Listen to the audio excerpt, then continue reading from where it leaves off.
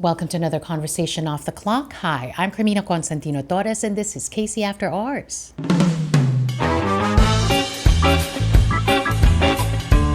I think he will really do his job, and I'm confident na gagawin niya talaga kung ano yung tama. Ang sinasabi natin na pinaka-corrupt na budget is yung hindi magagawa yan ni Saldico kung walang approval ni Martin Romualdez. Wala naman akong ginagawang masama sa kanya. Bakit naman siya magagalit? I mean, yun ang pananaw ko, no? That's why sa tingin ko na nagkakausap pa naman kami. So, hindi ko maintindihan. Ano bang tinatago nila? Madami doon gusto naman ng tama. Kaya lang, ang problema, mas gusto nilang manahimik. Saan tayo pupulutin? So, Why? Unang buwan ng bagong taon, tapos na. Dapat sana panibagong simula na nagmumula sa bagong pag-asa. But why does it feel as if it's business as usual for politicians with the way they govern, with the way they perceive the public, and the seeming dominance over the ones who pay for their salaries? Bakit parang sila na naman ang nananalo? This in the face of the massive corruption scandal that continues to grip the nation. While better lives for Filipinos, we all continue to wait for that. As we move forward into the rest of the year, the question remains, are we learning from what had come before? Are they, or are we all simply repeating old patterns? Kwentuhang Bayan muna tayo with Congressman Toby Tiangco. Congressman Toby Tiangco, welcome to the pod. Thanks for being with us today. yes, thank you, Carmina. Thank you for having me. Happy New Year. Happy New Year. Happy Three Kings. Tingin nyo ba may pagbabagong parating? Doon na tayo kaagad. Ano? Do you feel that there's a shift that's gonna come soon? I think, alam ko, there's two things, no? Isa yung expectation ng tao, isa yung talagang yung usad ng investigasyon, no? Alam ko, I understand na sa mata ng tao, medyo nababagalan sila. Lalong-lalo na kasi walang big fish doon sa first batch, di ba? Ang expectation ng tao ay dapat may big fish doon sa first batch, no? But that being said, ako naman, matagal ko nang kilala si Ombudsman Boying. I think he will really do his job, and I'm confident na gagawin niya talaga kung ano yung tama. You talk about your expectation ng tao. I want to talk about yung nararamdaman po, din po ng tao. Parang ang pakiwari po namin, it's business as usual for these politicians. No, it cannot be. Is it? It cannot be, and it should not be, no? So, di ba napirmahan na yung budget, no? Yung 2026 GAA. At nag-veto ng mga ilang bagay kahit dun sa unprogrammed appropriations, no? Pero hindi dyan natatapos eh. Doon pa rin madidetermine doon sa implementasyon, di ba? So, doon sa implementation, dapat talaga stricto ang implementasyon nito. Pero may oversight na pinapanukala. May joint panel na oversight committee. Ang tanong kasi ganito, Congressman, diba? But why did we even have to come to that? Ganun na lang ba kababa na talaga yung trust ng tao sa inyo na hindi magagampanan ng maayos pagbaba dun sa mga ahensya, sa mga departamento? Okay. Yung oversight, pag natuklasan yan sa oversight, medyo late na, di ba? Correct. Di ba? Ibig sabihin, pag natuklasan yan sa oversight, nagkaroon ng kalokohan and then natuklasan lang ng oversight, no? So talaga ngayon, malaki yung challenge talaga doon sa executive party dahil once na aprubahan yung budget, ang executive ang dapat magsiguro na walang kalokohan at walang makikialam doon sa paggastos na yun, no? So yung burden o yung responsibilidad nasa executive. Here's the thing though, Congressman, you talk about the responsibility of the executive, pero marami nang nakapansin na yung original sin dito sa 2026 spending plan has been baked into the NEP already. Merong mga questionable mga items, kayo na rin nagsabi. Galing sa NEP yan. Alam mo, Carmina, kung nagkaroon ng botohan kami ng nominal voting, I would have voted no doon sa budget. For the reason that nung nagbotohan kami nung October 13, hiningi ko na yung listahan per district at yung listahan per party list. Hanggang tapos yung BICAM, hanggang i-ratify na lang namin yung BICAM, hindi nila linalabas. So anong meron doon? Ano yung sikreto? Bakit ayaw maging transparent na ipakita sa lahat, ipapublish doon sa aming website kung magkano yung nakuha per district at kung magkano yung nakuha per party list at saan dinala ng party list yung kanilang budget. Wait, you're So, talking kulang about sa transparency. You're talking about the 2026? Yeah, the 2026. The 2026. Eh, yan din yung issue mo ng 2025. Yes, yun na nga di ba? Yun na nga So, kaya nga, I would have voted no kung nagkaroon ng nominal voting. So that brings our confidence level where, Congressman? Kasi ikaw na nandun, ikaw na virtually insider, ikaw na nakakakita na, hindi pa rin, at alam mo yung galit ng taong bayan sa labas, and they seem to be still blind and deaf to it, ganun pa rin ang patakaran Hindi ko talaga, nila. yun ang hindi ko saan maintindihan. kami lulugar? Yun ang talagang hindi ko maintindihan.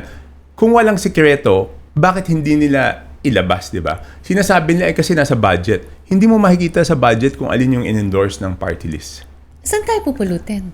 No, kaya nga, okay. So, ngayon handito na. So, malaki talaga yung, let's say, sa DPWH projects, malaki talaga yung visibilidad ni Sec Vince, no? Na talagang ibaba yung presyo sa tamang presyo at masigurado na ma-implement ito ng maayos, no? So, okay. But I think let us clarify, no? Ang sinasabi natin na pinaka-corrupt na budget is yung supposedly 2025. Pero hindi natin nabuksan yung 2024 tsaka yung 2023. Paano natin alam na yung 2024 at 2023 ay less corrupt than the 2025 budget? Number one yan. Number two, I think and I assume na yung sinasabing ghost and substandard projects, hindi yan proyekto ng 2025. Yan ay proyekto ng 23 at 24. Bakit ko nasabi yan? Kasi di man nung nagsalita si Presidente, nagsimula siya magsalita July 2025. Ibig sabihin, yung 2025 budget projects, ginagawa pa lang nung panahon na siya ay nagsalita. So, kung yan ay ginagawa pa lang nung panahon na siya ay nagsalita, ibig sabihin niyan ay hindi pa ghost yon, hindi pa substandard. So yung natuklasang substandard and ghost, mas maaga yan. At again, balik tayo. Ang iniintay talaga ng tao yung sinasabing big fish. May tiwala ho ba kayo sa mga kasama nyo sa Kongreso? Madami doon gusto naman ng tama. Kaya lang, ang problema, mas gusto nilang manahimik kaysa sabihin na gawin natin ito. Why? Because Pera? No. Because in the previous Congress, hindi naman sikreto na ang pasimuno is si Saldico. Hindi magagawa yan ni Saldico kung walang approval ni Martin Romualdez. So kung magsasalita ka, ano mangyayari sa'yo? You're talking about the 20th Congress now, and yet you still say na pareho pa rin yung complaint mo ng 2025, it's the same complaint that you have in 2026. Siyempre nag-iingat sila eh. Saan sila nag-iingat? Kung alam na nila yung galit ng taong bayan, and they should be siding with the people. Dapat talaga, di ba? Pero it's easier said than done. Kasi tingin ko, natatakot sila Saan? doon sa repercussion ulit. Na Doon ano? sa budget. Hindi madali Carmina eh. Hindi madali na isipin na wala kang magagawang proyekto sa iyong lugar, no? Again, I think this is the proper time na medyo nag-mellow down yung tao, na ipaliwanag sa tao, not because I'm defending myself, pero intindihin natin, no? Ang proyekto, malaki man o maliit, kung napupunta sa tama at walang kalokohan, hindi dapat magalit yung tao na malaki yung budget ng isang distrito. Okay. Kasi, yan ang equalizer eh. Ang nangyayari kasi dyan, kung ano yung hindi kayang gastusan ng lokal na pamalaan, yun ang sinusubukan ng congressman na hingin sa national government. Di ba? Okay. Pag sinabi natin na hindi dapat magdala ang congressman ng proyekto sa kanilang lugar dahil ang trabaho lang namin ay gumawa ng batas. Ang mangyayari doon, may iwan yung mahihirap na local government units. Kasi tingnan natin yung sitwasyon. Kung lahat aasa lang doon sa local taxes na makokolekta, papaano yung mahihirap na lugar? So ang kailangan dito, kung sa akin, talagang ang reason doon sa national budget ay para yung mga naiiwanan ng mga lugar ay mabigyan sila ng pagkakataon na makahabol eh. Yun eh. Kaya lang nagkaroon ng masamang impression dito is because pinagkakitaan yung budget. Kaya babalik tayo kung bakit makulit ako doon sa magkano yung nakuha ng isang lugar. Kasi makikita mo doon kung meron isang lugar na sobrang laki yung nakuhang budget. Ngayon, kung meron sobrang laking budget na nakuha yon at yan ay pinondohan ng DPWH at hindi sponsored ng kahit sinong contractor, pero dahil ito ay kailangan talaga nitong lugar na to, kung hindi, may iwanan sila, mananatili silang mahirap, kailangan natin tulungan, legitimate yun eh. Pero kung katulad nung dalawa doon sa budget na naka 20 billion, hindi naman hiningi ng district congressman. At nakita natin madaming pinasok na proyekto doon si Congressman Saldico. At nakita natin na doon may ghost project. At nakita natin yung ibang ghost projects, kumpanya na pag-aari niya dati di umano. So doon nagkakaroon ng masamang impression, no? But then, pwede bang ibahin yung sistema na hindi na kinakailangan pang makipagbunuan ng mga kongresista para sa mga pera na pakikinabangan ng mga constituents through these projects?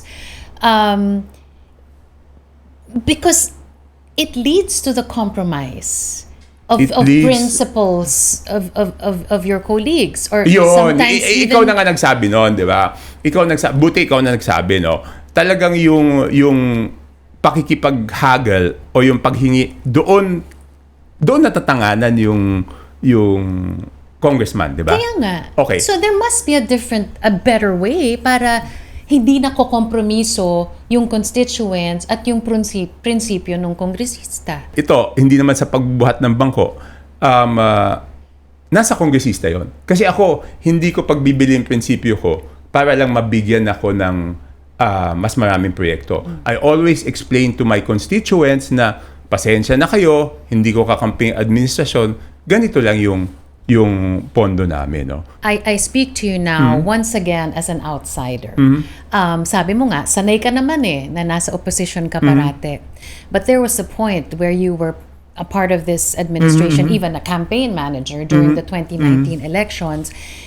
Kailan niyo napagtanto na may nagbago dun sa samahan, dito sa so-called unity team?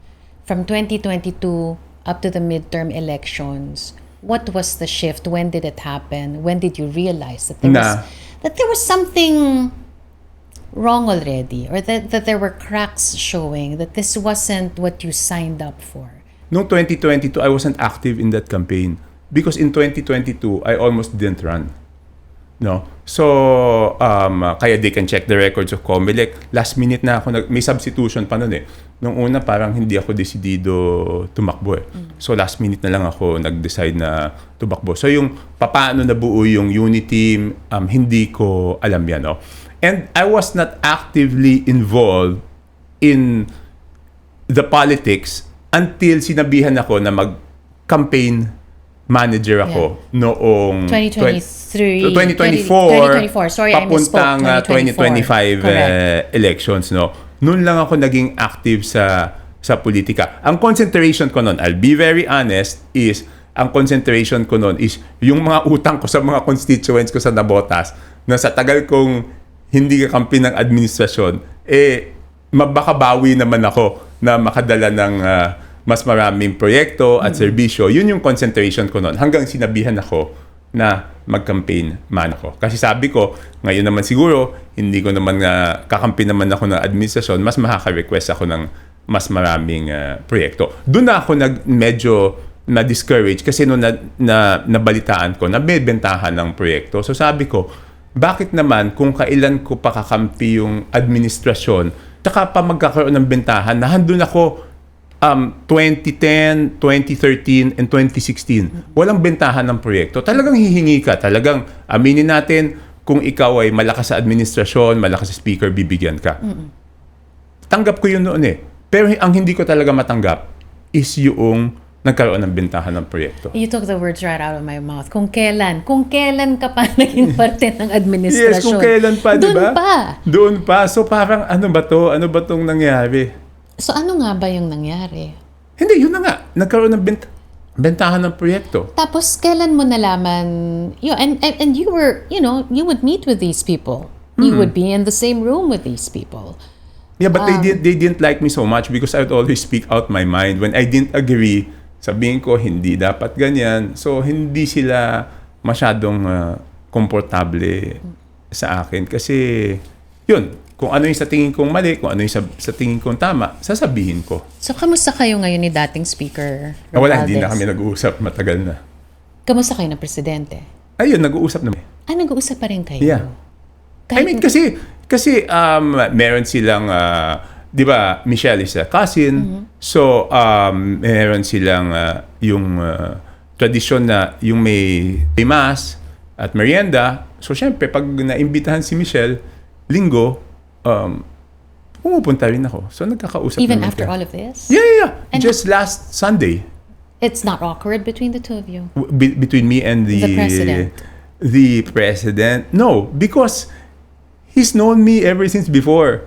Alam niya na pasaway ako pagdating sa sa politika, di ba? Alam niya na hindi ako nagkukompromiso. Okay. So, tsaka sa tingin ko hindi naman siya dapat magalit sa akin eh. Wala naman akong ginagawang masama sa kanya. Bakit naman siya magagalit? I mean, yun ang pananaw ko, no? That's why sa tingin ko na nagkakausap pa naman kami, because sa tingin ko wala naman siyang dapat ikagalit sa akin. Wala akong ginagawa sa kanya masama personally. Kung meron mang hindi kami tugma o kung meron man ako nasasabi na hindi magandang pakinggan, it's because sa tingin ko ito ang tama. Tulad ng pag sinabi ko na siya ay nasa posisyon ngayon na kailangan niyang patunayan na hindi niya proproteksyonan si Martin Romualdez. Hindi naman lang galing sa akin eh. Dapat madinig niya kung ano yung sentimento ng mga tao. Kung ako yung dapat magsabi nun, ako yung dapat magsabi nun. So, at nasabi mo na? I mean, dito, alam ko nadidinig naman yan. No? Kasi hindi ko naman siya kinakausap tungkol kay Martin ever since before, unless tanungin niya ako. Diba? Doon sa bagay niya, hindi. No? At higit sa lahat, hindi man ako nagnakaw. So bakit siya magagalit? Maitatawid pa ba ng Pangulo itong bansa hanggang 2028 nang matiwasay naman niyang maiiwan ang bawat buhay ng Pilipino? Hindi yung ganito. It's 2026.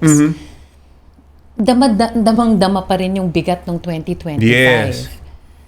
Very critical itong 2026. Why?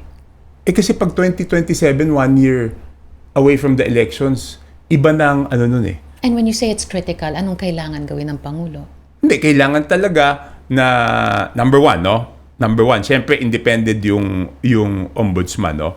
Pero hindi maiaalis sa mata ng tao eh. Tayo, naintindihan natin na hindi dapat manghimasok ang Pangulo sa mga aktibidades ng ombudsman. Pero yung mga kababayan natin naiinip, no? Ang gusto nila talagang may makulong na malaking isda. Number one yan. Number two, on the part of the government, kailangan talaga nilang gawin na mas transparent lahat ng prosesong gagawin, no? Number three, dapat maramdaman talaga ng tao na hindi salita yung sinasabing maayos na budget, no? Dapat maramdaman ng tao, and this is a very big challenge, ha? Pag sinabing maayos yung budget, dapat maramdaman kaagad ng tao na mas marami silang tinatanggap na serbisyo ngayong taon kumpara nung isang taon Kasi kung maayos yung paggastos ng budget, dapat nakinabang yung mga taong bayan. So kaya malaking challenge yan. It's not only making sure na ayos yung paggastos. Ang mas malaking challenge doon is yung mabilis na matanggap ng mga tao yung serbisyo dahil doon sa maayos na paggastos. Kasi yung So ano yung lowest hanging fruit dyan? Ano yung fastest way to make us feel that okay? There's change. Fastest, zero billing sa ospital. Fastest, zero billing sa ospital. Ikaw ba nag-advise sa kanya nun? Hindi ako nag-advise. Zero billing.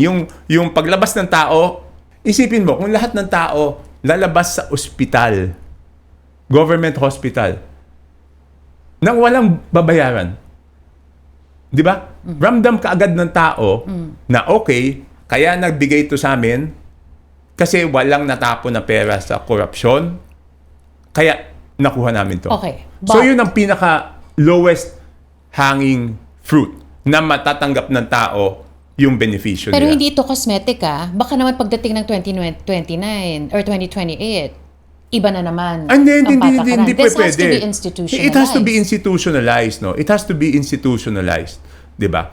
Dapat 'yan talaga. Dapat hindi kasi pwede yung lalabas yung tao sa ospital tapos may billing sila.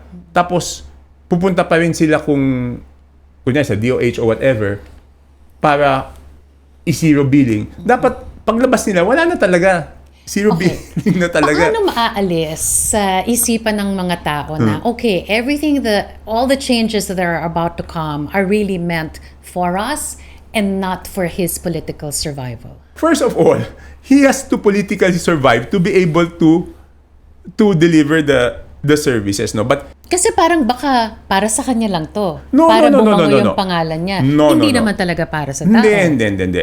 It comes hand in hand eh.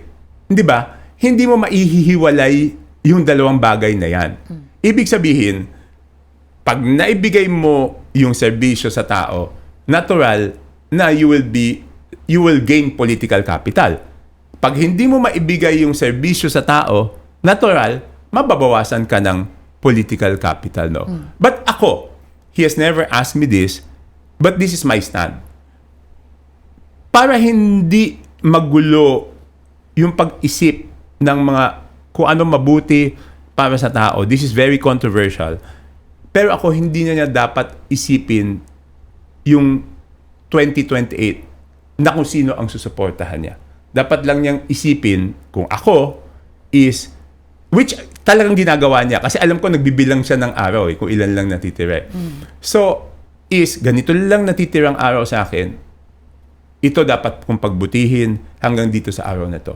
Pagkatapos itong araw na to, tapos na ang politika para sa akin. Kasi yung mag-isip ka ng kung sino ang gusto mong tulungan in 2028, sa tingin ko, doon magugulo lahat. Because Because it becomes political and nagiging politika eh. 'Di ba? Gawin natin ito para matulungan to. Hindi pa pwedeng ganun eh. Dapat talaga ano talaga ang serbisyong nakakabuti sa tao dahil pagdating naman ng June 30, 2028, ang matitira na lang sa tao ay yung alaala nung ano yung mga nagawa ko. Kung ako ay gumawa ng mabuti o kung ako ay hindi sila nasiyahan sa pagiging presidente ko. And do you think he's up for that? Yun na nandun, pwedeng maging nandun yung mindset niya? I think, knowing him, no? There are consequences. And this time around, it now involves your son. The toxicity that's out there. Ikaw sanay ka na Kung ano man yung ipukol sa'yo, nagagawa. Sanay na. Sanay ka Sanay na. na ako eh. Pero ngayon, because Tommy is so active on social media as well, pati siya, napupukol na din. May point ba, when all of these attacks started to happen, that you sort of second-guessed or nagsisiho ba kayo na bakit ko pa ginawa yun? Ngayon, si Tommy naman ang napupukol. No. There's no compromise eh. Tsaka alam ko naman yung mga pumupukol sa amin, tingnan mo, they never criticized Martin, they never criticized Saldi. Sila pa nga yung pumupuri kay Martin, dinidepensa pa rin. So, okay lang. Alam ko naman kung sino yun eh. So, There's one other thing. Ang isa pang pinupukol naman sa'yo sa kabilang panig naman, pro-Sara ka kasi. hindi naman ako pwede maging, paano naman ako magiging pro-Sara, di ba? O ganito, no? Because sa akin, I do not say things thinking who will benefit politically. Kung ano yung totoo, kung ano yung dapat sabihin, yun ang totoo ng mga gawa ko. Kung may makikinabang politically dahil dito, hindi naman pa pwedeng hindi ko sasabihin to dahil may ibang makikinabang. Kung yan yung katotohanan ano naman gagawin ko? So if you're not pro-Sara, you know that we're just, I don't know, by the time it airs, maybe it has lapsed already, that 1-year ban on the impeachment complaint. Are you going to support it? Are you going to support an impeachment complaint against the VP if it comes around? Tingnan muna natin kung meron ng big fish, iba yung... Bakit may ganun? Hindi ba dapat Hindi, magkaiba alam ko yun? dapat mutually exclusive siya, Yeah. di ba? Kaya lang isipin mo naman, para naman kaming nagmamalinis, magkano akusasyon kay Sara? I don't know, 400... 120, yung spending in 11 days, 125 million. something. 125 million, inakusahan natin yung isang tao na supposedly nagdispalko ng 120 million. Tapos yung kongreso na mag-aakusa sa kanya, nagdispalko ng ilang billion, trillion. So parang, But why can't you hold all accountable? mas maganda sana kung madali sabihin na hold all accountable kung yung kongreso na nag-aakusa, walang dungis, di ba? Pero kung yung kongreso na may nag-aakusa, yung kongreso na may dungis, ang mag-aakusa ng 120 million kumpara sa akusa sa mga ibang miyembro ng kongreso na billion, bakit hindi namin hinold accountable muna yung mga billion ng porket kasama namin? So parang ang hirap i-reconcile. Alam ko it's not mutually exclusive, hindi pero para sa akin ang hirap i-reconcile. Ayoko yung nagmamalinis eh. You didn't sign that last complaint against her, di ba? Wala naman oras noon. Isipin mo, gaano kabilis pinirmahan yun, gaano Kaya kakapal nga. yun. So labas ka.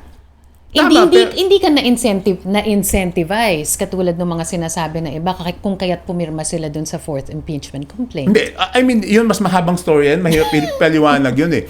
Kasi ang isip ko talaga doon is, yan na naman. Pag sinabi ko na naman yung totoo, sasabihin na naman nila. At that time, wala pang may alam nung kalokohan sa budget, di ba? Exactly. Pero ano yung dahilan kung hindi pumirma doon? Kasi nga, ginagamit lang yung pagpirma para mailabas yung mga budget na hindi na mailabas, di ba? Para sabihin na kailangan ilabas to kasi pumirma tong mga to. Sinabi ko yan noon at yan ang dahilan kung bakit ako hindi pumirma. Correct. At that time, walang gusto maniwala. Sinasabi, pro-Sara ako. Pero lumabas yung totoo later on. Ang akin kasi, basta't ginawa, hindi ko ginagawa kung anong popular. Ginagawa ko kung ano yung tama. Kahit ganong ka-unpopular yan, gagawin ko yan basta't pinaniwalaan kong tama. Do you think that an impeachment complaint against VP in 2026 should prosper? No, I will decide on that based on the articles that will be filed, if ever there will be any. And again, sa akin is, may malaking isda na ba na nakulong o wala? Ayoko nagmamalinis. Before we wrap things up, I just want to go back to one point that you were trying to make a while ago, yung party list. Yung party list. It's been bastardized, it's been abused, it's been seen as a backdoor to further political dynasties. Pero nito, nakita natin, or tama ba, na naging kasama na rin siya sa sistema para magkaroon ng kalakal, magkaroon ng business with government. Kanina, sinasabi niyo po kanina, sa distrito makikita mo kung saan nila ginasta. Pero ang hirap, okay, ganito, paliwanag natin. Paano yung sa party list? Hindi mo makikita eh. It's a black hole. Yes. Hindi makita. Nakatago lahat. So do you think that was part of the grand design to run off the people's money as well, to put up these party list groups? Hindi, di ba nakita naman natin noong 2025 budget, ang pinakamalaking kalokohan talaga is surrounded doon sa Committee on Chairman's Appropriations who is a party list, di ba?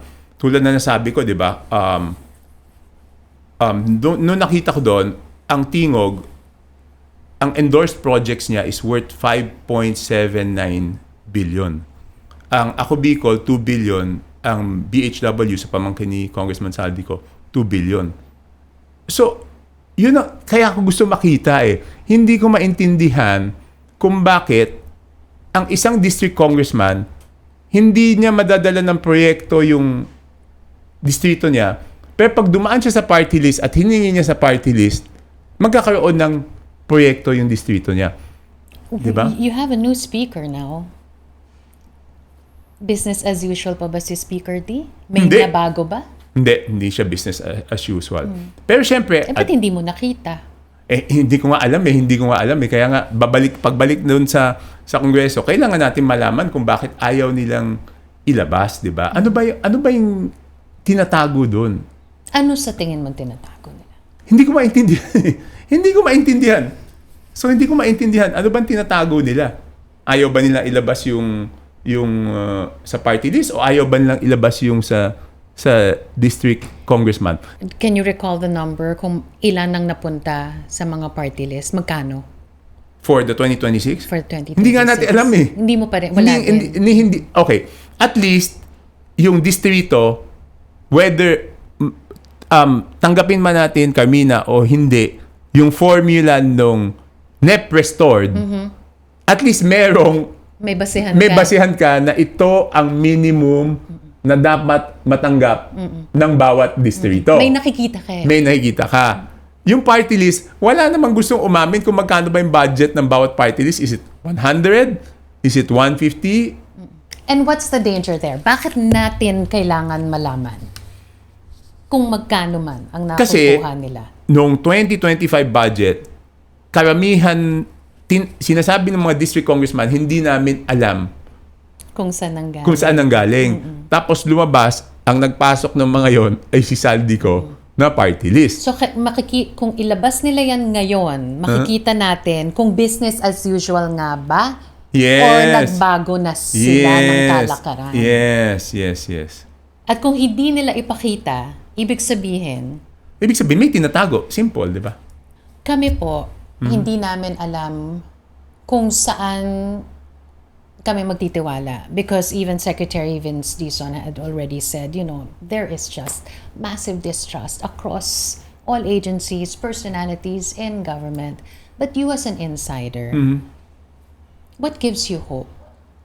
Who are you willing to trust in everything that's happening right now? Who do you trust the most? I trust in Ombudsman Boying Remulla that kasi sa kanya, I mean, whether we like it or not, pag pinag-usapan yung kontrobersya, sa kanya talaga di ba? I trust in him. With all the problems and trepidations and all the issues that we've talked about in the past few minutes, ang daming problema ng bayan. Yes, definitely. Diba? Ang daming problema ng bayan. Pero saan nyo sa tingin patungo ang bayan na ito? Honestly, I'm worried because I don't know too. Because it will depend on how people will perceive and how people will accept, again, yung investigasyon Di ba?